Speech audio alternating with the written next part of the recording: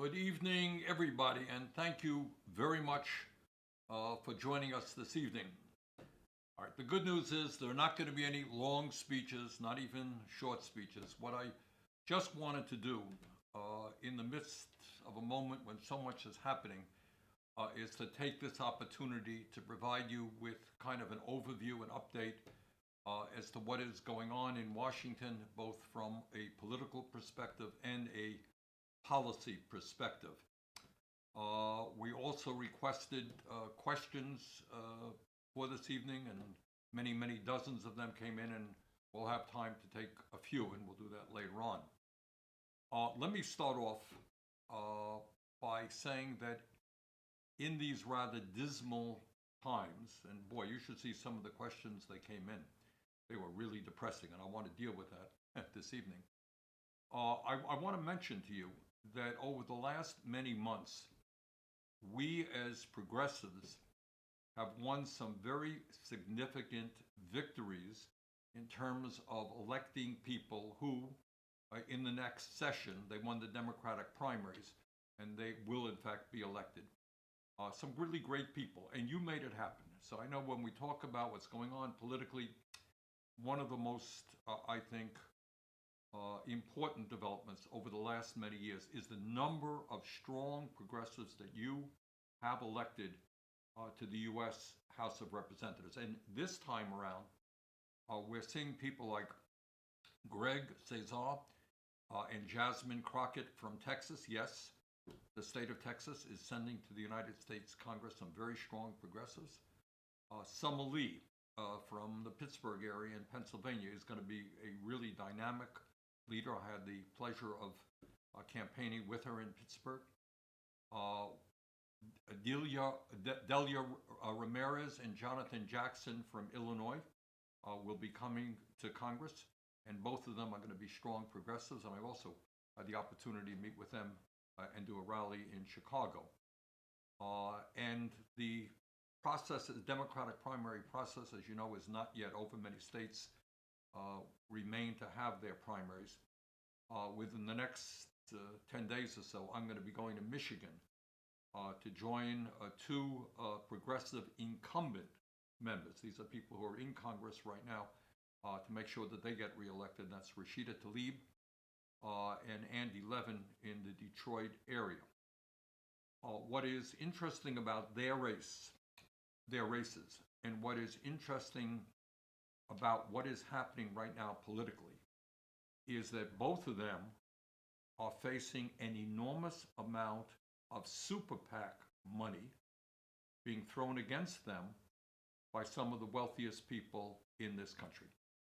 And obviously, it's not just Rashida and Andy who have seen enormous amounts of money being used against them in the Democratic primaries. We are seeing that in many candidates all across the country who are progressive. And unfortunately, that money helped defeat very strong candidates in Ohio. Nina Turner lost in the Cleveland area. Jessica Cisneros lost in Texas. So the question arises, why are these super PACs funded by some of the wealthiest people in this country spending so much money to defeat progressives? Why? And in fact, some of them, of course, claim to be even Democrats, whatever that may mean. And the answer, I think, is twofold. First, they do not want members of Congress who have the courage to stand up to the ruling class of this country and the billionaires who dominate our economic and political life. What these guys want, very clearly, are two political parties, which will have their differences to be sure, but both parties, from the economic perspective, will be dominated by corporate interests. So that's what they want. And they don't want people in the Democratic Party who are going to stand up and say, you know what, we have to deal with income and wealth inequality. We have to make sure that workers can join unions. We've got to raise the minimum wage and all the other fights that we are waging. They don't want those guys in there. They're very clear about it. They want corporate Democrats to be nice, men and women go along with the system and not shake up the status quo. And the second reason, which is, I think, even more insidious, is some of these guys are putting money into elections, these super PACs into elections, where I think they know they're going to lose. And yet they're still putting money into those elections. Why are they doing that? And the answer is they are sending a message to you and to people all over this country who are thinking of running for office, whether it's for Congress or governor or school board or whatever it is, that we have our eyes on you. And if you run as a progressive, we will spend whatever it takes to defeat you. You may win, but by the time we're through with you, we're going to have ugly, dishonest 30-second ads on TV and on the radio and all this stuff. We're going to make your life miserable because we are the ruling class of this country. And we don't want you messing with us. And that is the message.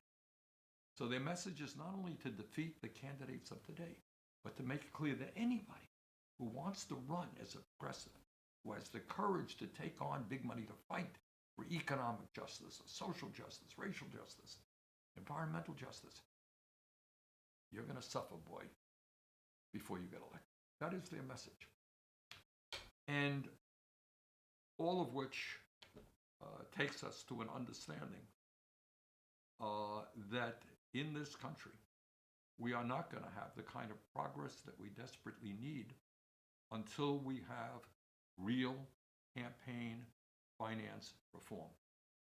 And that means to overturn that disastrous Citizens United Supreme Court decision, which said that, billionaires have the freedom to express themselves by buying elections.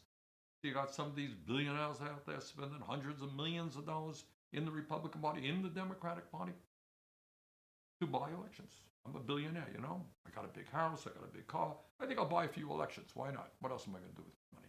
And that is just an absolute outrage. It is not what democracy is about. And we have got to overturn the Citizens United decision.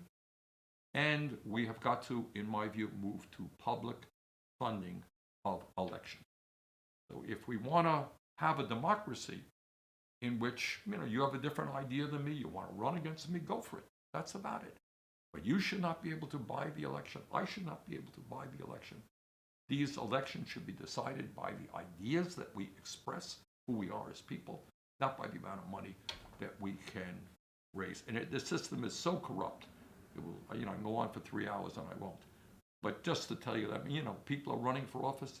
They spend half their lives on the phone, hustling money, because it just takes a lot of money now to win an election, and that is absolutely pathetic. And you have the other absurd situation that in many elections, super PACs will actually spend more money than the candidates themselves have raised. So you'll have elections in which one super PAC really is opposing another super PAC, and the candidates are kind of bystanders. They turn on the TV and they see what their super PAC is saying about the other guy. Really ugly, absurd, and undemocratic.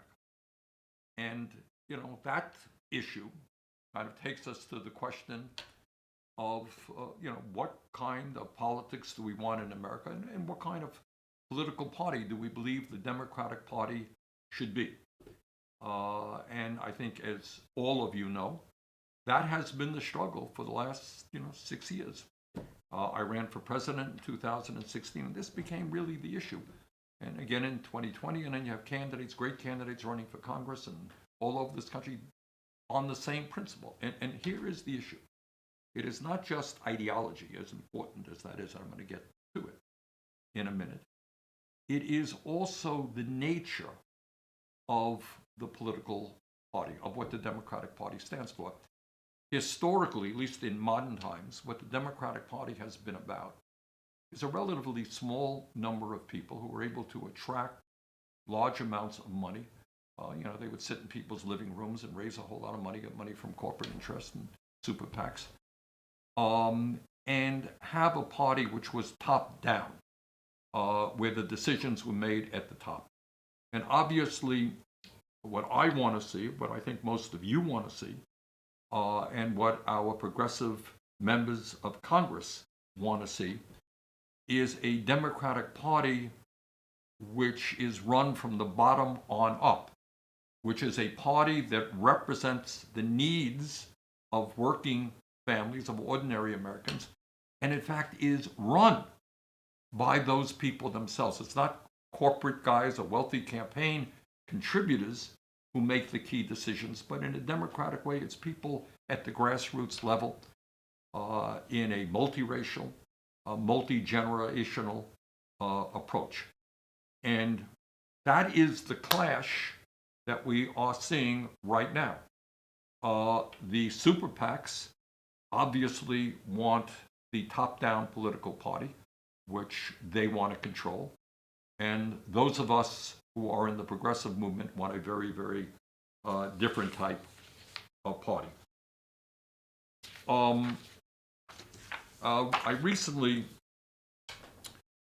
sent out a letter to supporters, and I wanted to just elaborate a little bit on what that letter contained. And what I said is that in this unprecedented moment, and I want to make it clear, in my view, we are living in an unprecedented moment. I know that word is thrown out a lot, but you know, I have never seen in my lifetime anything like what we're seeing right now. And in this moment, with so many challenges, we as progressives are engaged in many, many struggles. They come at us every single day. Right now, as all of you know, we're dealing with a real horror show with regard to climate change. You see what's going on in Europe and in other parts of the world where they are experiencing temperatures that they have never experienced before. And that means more drought. I think over 1,000 people have already died in Europe as a result of this heat wave. It will mean eventually more flooding, extreme weather disturbances. It'll mean more mass migrations, more disease. So I don't have to go into a long spiel about climate change because you all understand it. And the people right now who are in the forefront of the struggle to combat climate change is the progressive movement and many of our friends in the environmental movement. And what we understand is that it is beyond belief. It really is, because you're really now into, I would say, not politics, but really into mental illness, to think that you have people in the fossil fuel industry who still, to this day, are more interested in their profits, which are huge, than they are in preserving the planet for their own children and grandchildren. So it really, to me, is really quite crazy. But obviously, you know, as you know, climate is not just an issue facing America.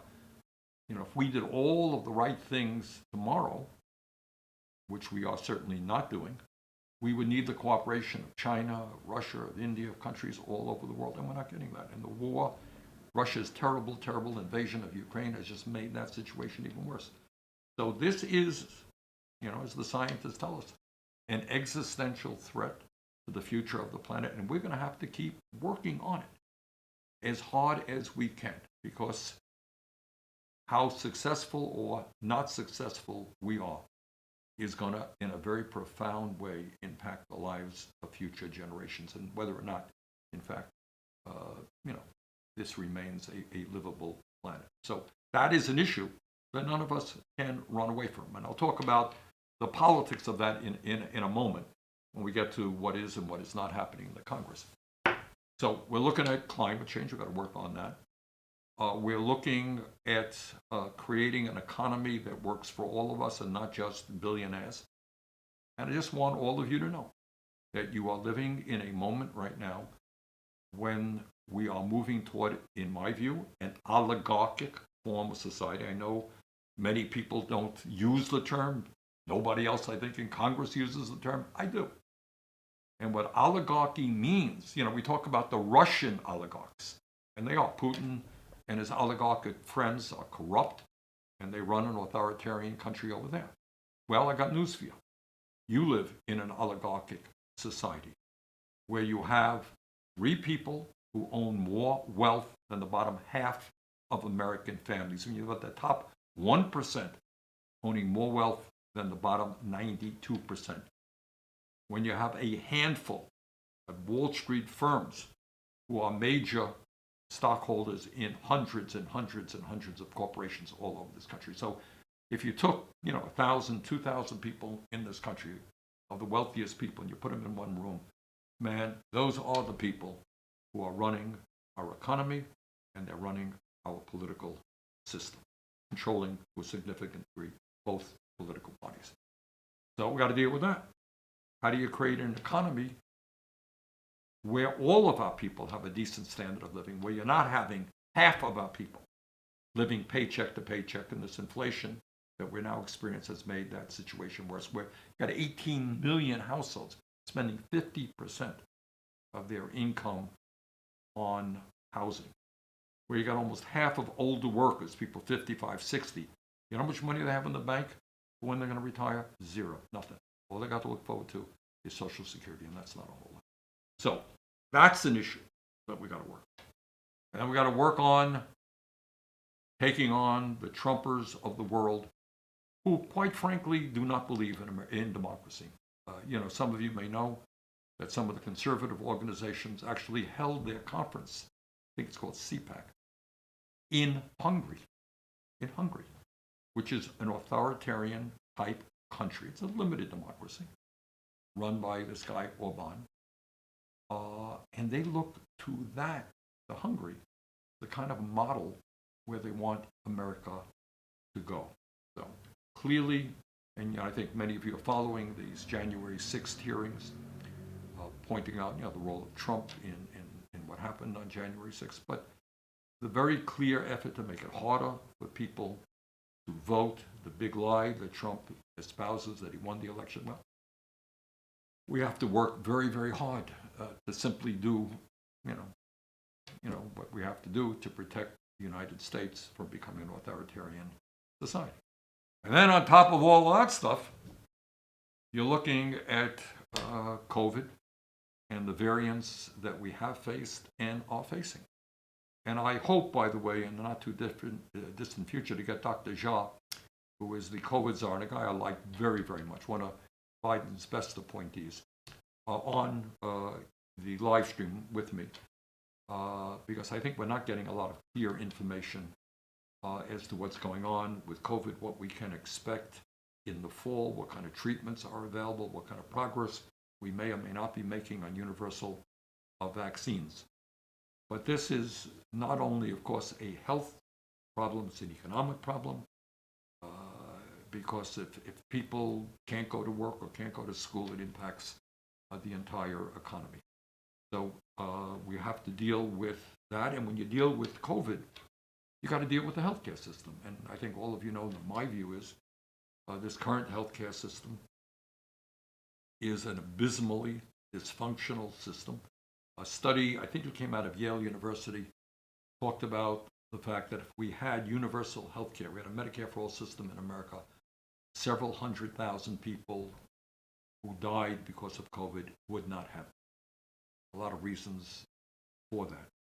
But right now we have some 70 million Americans who are uninsured or are underinsured. They get sick, they can't afford to go to a doctor. And in a sickened condition, COVID is more able to severely impact them, and in fact, in some cases, kill them. So, the struggle continues for us to go forward, to do what every other major country on earth does. I live in Burlington, Vermont, 50 miles north of me. There is Canada, no big deal.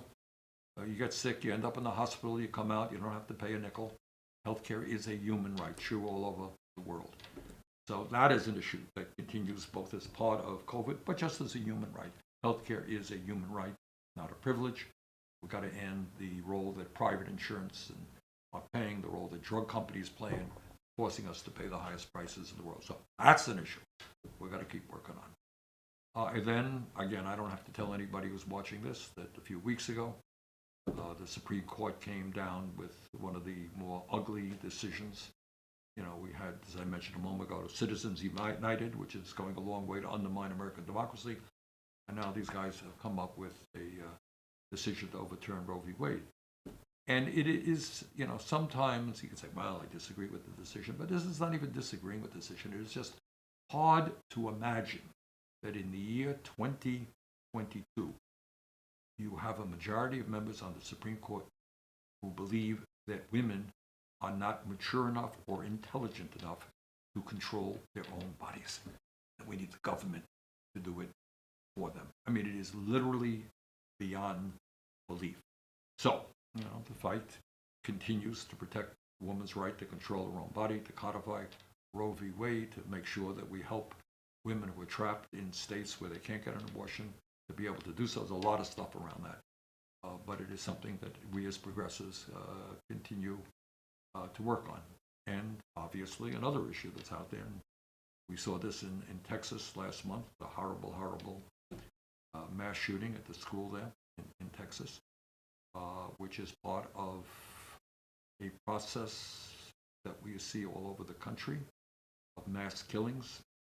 Some of them are not as well publicized as others, but you're seeing it all over the place. And the truth is, we have hundreds and hundreds, millions of guns, including AR-15s, guns designed specifically not for hunting. My state, a lot of people hunt. That's great. Target practice is great.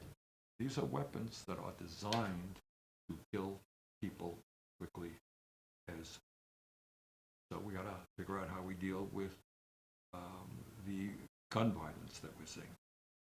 But what I want to say, in the midst of all of these struggles, where we're fighting back here, we're fighting back there, we cannot simply, in my view, remain on the defensive.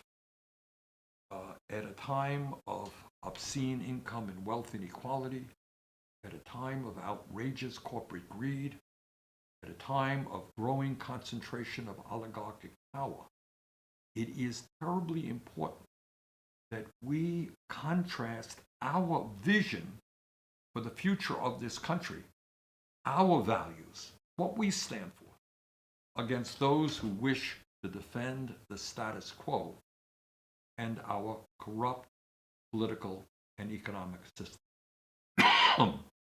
So, what do I mean by that? It means that this is not, in my view, a time to retreat.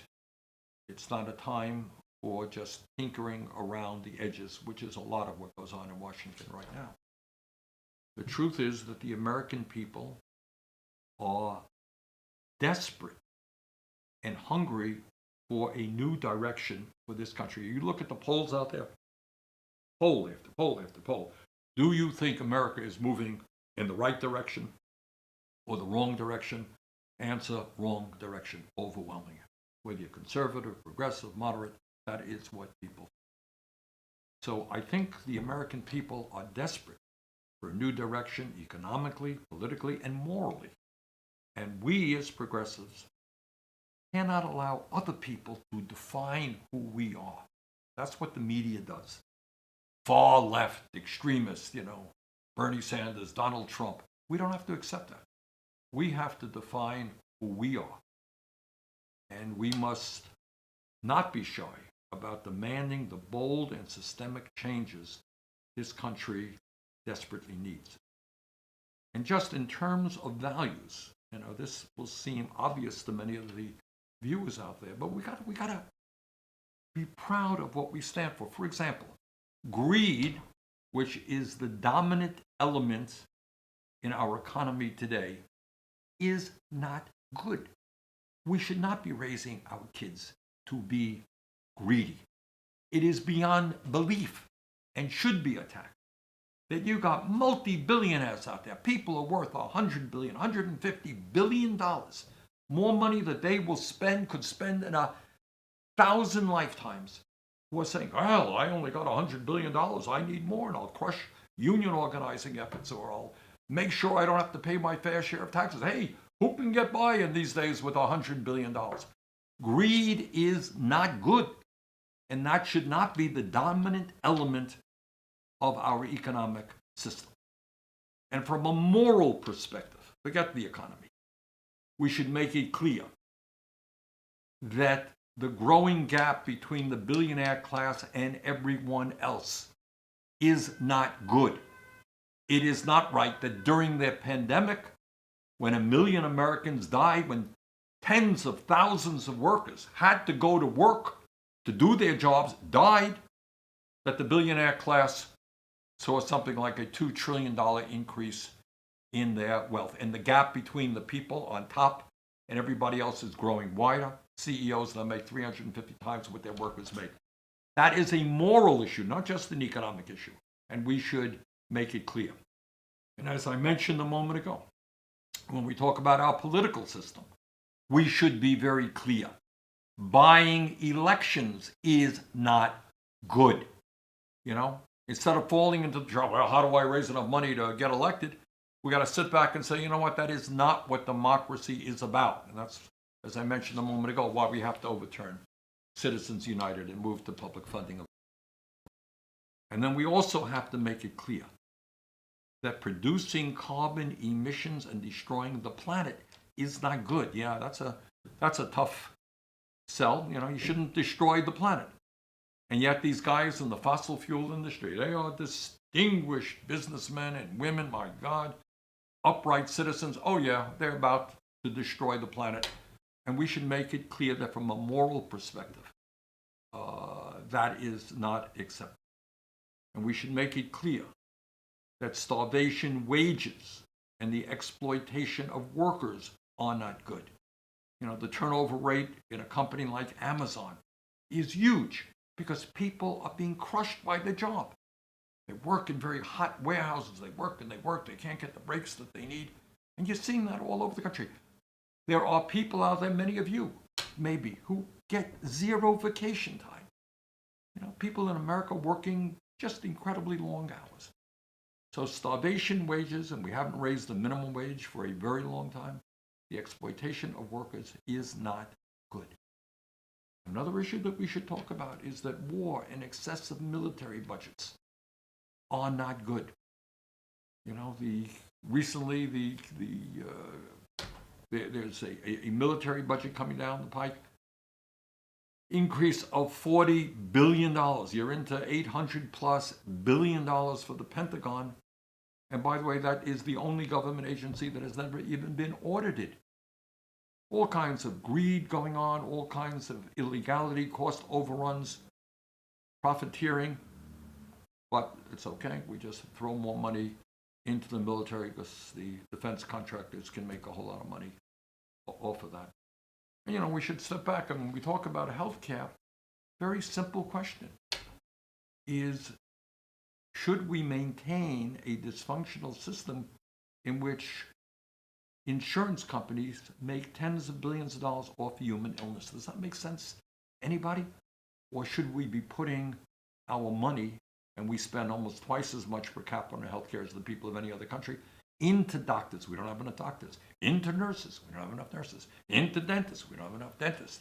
Into other medical personnel. Is that where we should be investing? Doing preventative health? Or should we be spending money, giving money to insurance companies who are just robbing us blind? And there's another issue that I'm going to get into, I think, increasingly in the next few months, and that is corporate media. And we don't talk about it enough. Needless to say, corporate media doesn't talk about corporate media. But I want you all to know that we are looking at a situation in this country where a relatively small number of corporations control what we see, hear, and we read. And let me just give you a few examples of this. Many of you may know, and some of you don't, that the owner of, just say, NBC is Comcast. And sometimes we have the illusion that when you turn on TV and you have 50 different channels, wow, this one is here. We have all these choices, but the truth is, it turns out that many of these companies are owned by the very same people. So in terms of NBC, it is owned by Comcast, and obviously MSNBC and CNBC are owned by Comcast. Comcast also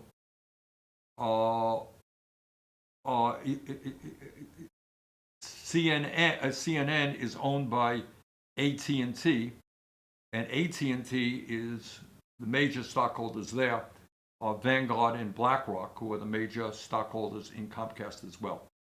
Disney not only owns ABC, it also owns ESPN, A&E, the History Channel, and a number of other channels as well. It owns Hulu, Lifetime, Marvel, Touchstone Pictures, and Pixar. So when you look at media, what you end up finding is that the media is controlled by a relatively small number of people. And the criticism there, it's not the attack on fake news that Trump makes.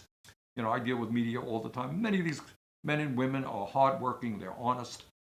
It is the limit of discussion, the kinds of issues that we are allowed to talk about. So I never get asked about income and wealth inequality, never.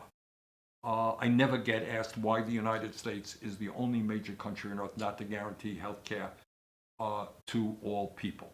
Never get asked how it comes about that we pay the highest prices in the world for prescription drugs. Never get asked about the concentration of ownership in this country. And I'm never going to be asked those questions because that's not the kind of discussion that corporate media wants to have. All right, I've gone on longer than I intended to. So if any of you are still out there with me, let me go to a few questions that came in this afternoon. And I got to say, you know, we received, 50 or 60 questions, and a lot of them were kind of pessimistic, and maybe we can deal with that. So let me start off with a question from Rose. I don't know where Rose lives, but and her question is, where do you think activism has succeeded? And that is a very good question. And I think, Rose, if we take a look at American history, which apparently increasingly my Republican colleagues don't want us to do, but if you take a look at American history and you see how change came about, in almost every case, it came about through the mobilization of people, what we would call activism. I'll just give you a tiny example. Just today, I attended a rally on Capitol Hill with cafeteria workers who work in the Senate cafeteria. And they have formed a union, they're trying to get a contract. To make a long story short, the people who run the system here sent out a letter that they were laying off 52 cafeteria workers and other workers. Well, these workers who were organized stood up and fought back, and you know what? The guy who makes that decision rescinded it. They didn't see 52 workers laid off, and they're going to eventually get the benefits that they're entitled because they stood together. And you know, you go through the history of this country, whether it is the terrible things we did to the Native Americans when the settlers first came here, or the horrors of slavery or Jim Crow, the only way the change took place was when people stood up and fought back. You know, we're talking about women's rights now. Well, you know, it was a little over 100 years ago where women didn't even have the right to vote. And yet, because of the activism of women, putting pressure on the ruling class of the time, they got the right to vote. You know, when I was mayor of Burlington, this is, you know, not 200 years ago, there were no police officers who were women. We appointed the very first. It was like, women, police officers. Yeah. Women couldn't be doctors. Women weren't lawyers in large numbers. And all of that changed, and it changed because of activism. Gay rights, the same thing. You know, years ago, people who were gay were very afraid to acknowledge that for a variety of reasons. Activism changed that. You know, what do you think the civil rights movement was about? Taking on Jim Crow and segregation and all that. That was people coming together, blacks and white supporters coming together and saying, you know what, this is not tolerable. So, you know, I think if you look at the history of America, it is the history of activism, trade union movement. You know, people are earning decent wages and benefits, safer working conditions. It wasn't an accident. because workers stood up and fought back. Next question is from Owen, and Owen writes, what keeps you hopeful? Well, I can't say that's totally true. I'm not always hopeful. But what I can say in my position, as a senator and somebody who's run for president, is I have seen a lot of things that are really beautiful and that do give me hope. Just earlier this week in my office, I met with about 15 young people who were Israeli and Palestinians. And they are working together to end the kind of horrible position that the Palestinian people find themselves right now in Israel. It's beautiful, really wonderful, smart, dedicated young people. So when I say, and I've seen that many, many times, seeing young Israelis and young Palestinians coming together, trying to deal with the very serious environmental problems, economic problems in Israel, coming together, trying to rebuild Gaza, etc., etc. Just this morning, as a matter of fact, I met with a woman who is a vice president of Spain, and she is part of a progressive party there, and she was telling me about all of the things that they are doing in Spain, and I was very, very impressed. And in the afternoon, I had lunch with a fellow who's the ambassador from Finland, and you start talking about the enormous progress that not only Finland, but Scandinavia has made, where healthcare is a human right, education is a human right, where income and wealth gaps are much, much lower than they are in the United States. And you say, you know what? I am hopeful. If Finland can do it, if Sweden can do it, Norway can do it, you know what? At the right time and the right place, when we get our act together, we can do that in the United States of America. And you talk about why am I hopeful? I go out and I see and speak to a lot of beautiful young people out there. We see young people organizing in the Starbucks to form unions at Starbucks. Great young people, enormous courage in standing up. So, I am lucky because I have the opportunity to get around the country and see a lot of people and meet a lot of people. And when you see people in this country, a lot of great people, black and white and Latino and Native Americans, really good people who are doing their best to create the kind of nation that we need to become. So that's kind of why I am hopeful. And there's another question, not dissimilar from that one. It's a question from, probably mispronouncing it, Gemma.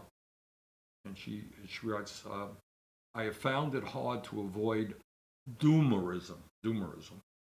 How do I avoid losing all hope?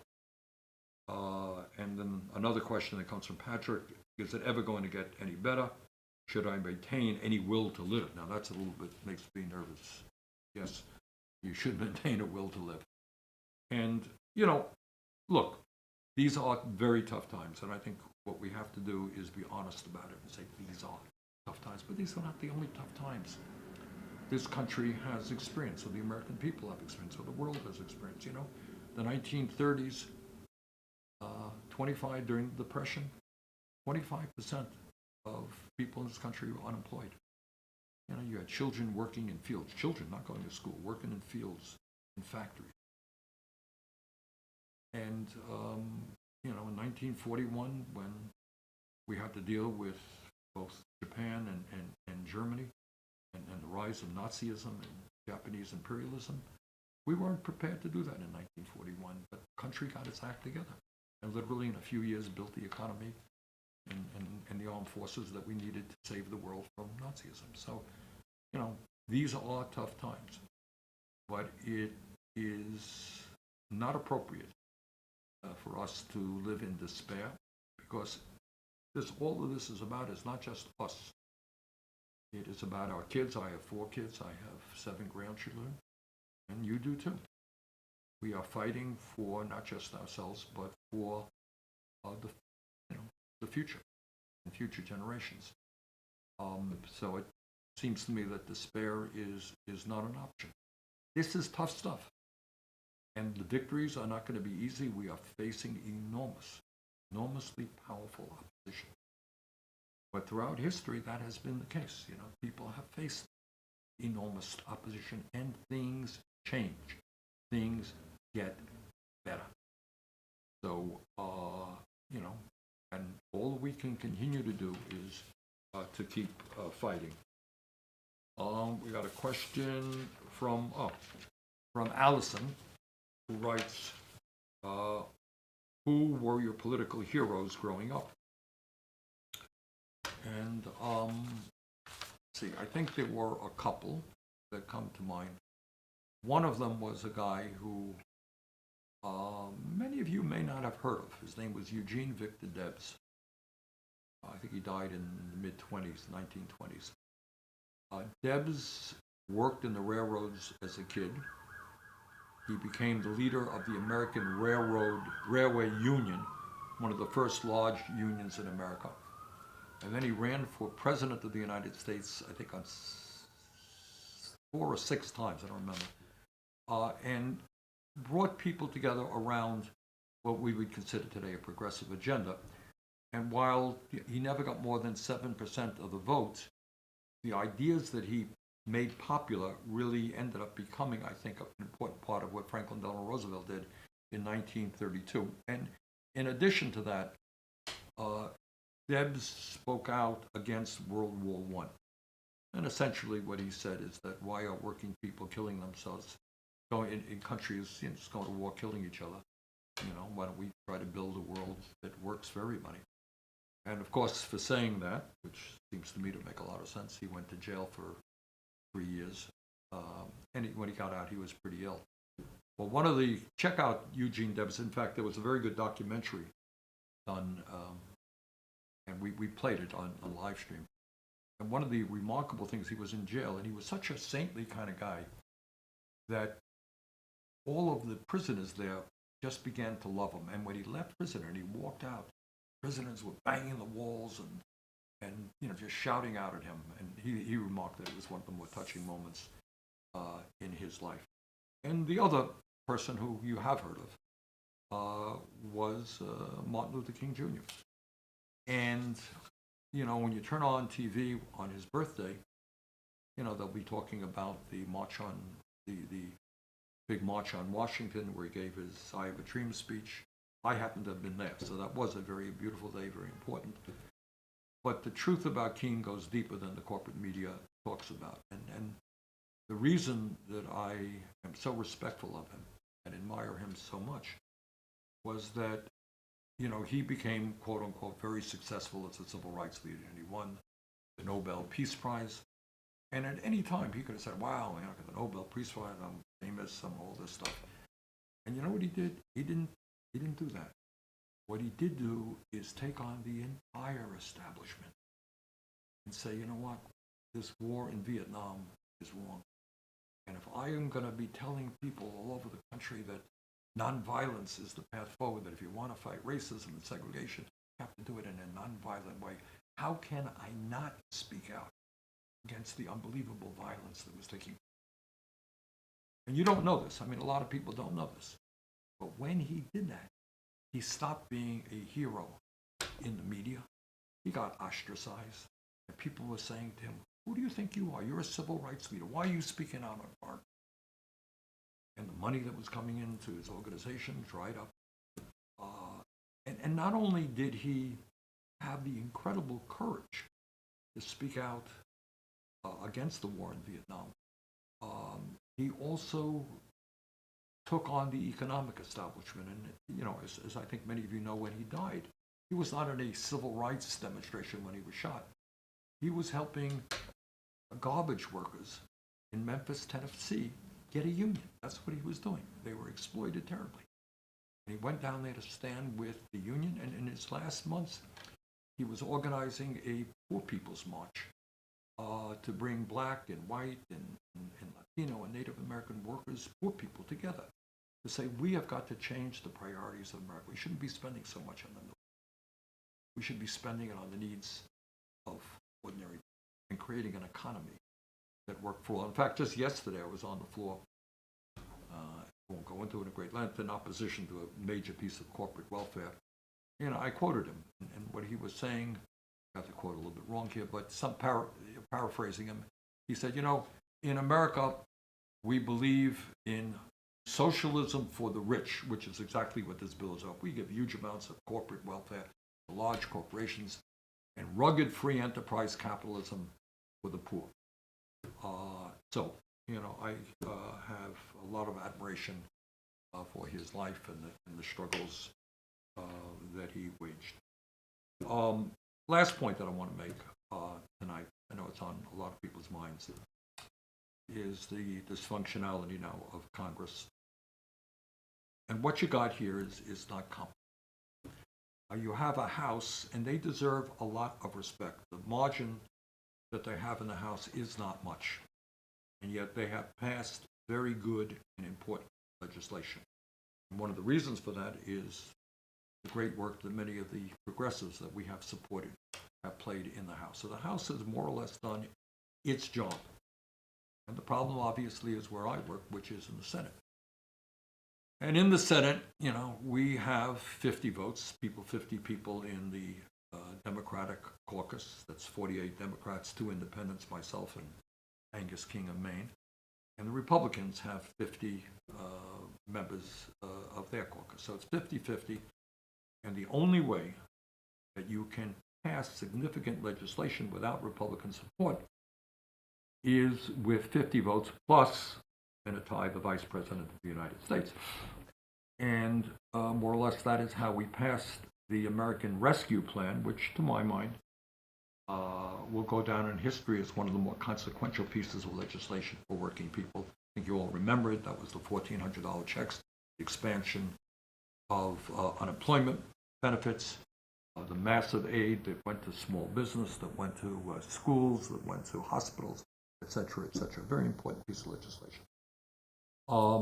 We passed that with 50 votes. The infrastructure bill that was passed was bipartisan, not as far as I would like to go, but it was a significant step forward in rebuilding our crumbling infrastructure.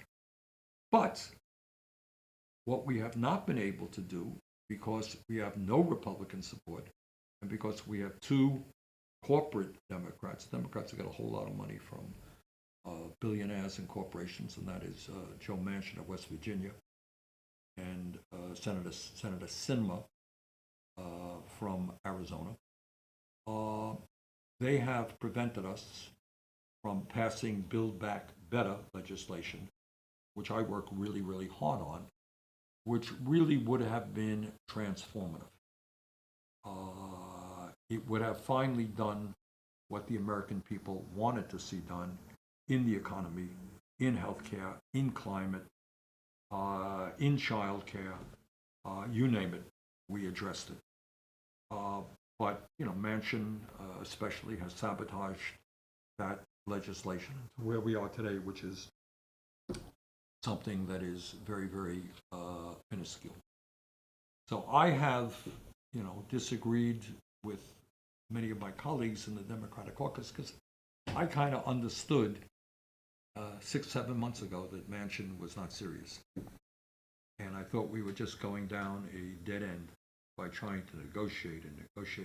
And the end result is that the people in this country are now very demoralized. And I think it would have been better 6 months ago for the president, for the Democratic leadership, Pelosi and Schumer, to say, you know what, sorry, we don't have the 50 votes that we need to pass voting rights. We don't have the votes that we need to pass abortion rights, protect a woman's right to choose, to pass Build Back Better, pass serious gun safety law. We don't have the votes, that's all. I think the American people could understand that. We don't have the votes. You got 50 votes, to pass a judge or a Biden nominee, that's fine. But you don't have the 50 votes that we need to pass serious legislation. And we should have made that clear to the American people. And, it's something I said 6 months ago. And then bring forth the real legislation that we need. Bring forth real legislation to lower the cost of prescription drugs, to expand Medicare, to demand that the wealthy start paying their fair share of taxes. Let Republicans vote against it. So at least, and let Manchin and Sinema vote against it. But at least then the American people could see that there's an agenda out there that many of us are supporting. But, that wasn't a decision that the Democratic leadership felt comfortable with. So we are where we are. So on that note, let me say that I think we have a moral obligation to continue to stand up and fight, to recognize that, yes, these are tough times. But as human beings, we cannot turn our backs on future generations. We cannot turn our backs on the most vulnerable people in this country who are really hurting right now. So, with that, let me just thank you all for being with me, and to tell you that next week, by the way, we're going to have a live stream, a really great one. You're not going to just hear me talking. We're going to have some of the most progressive labor leaders in America who are doing a great job in helping us to build the labor movement.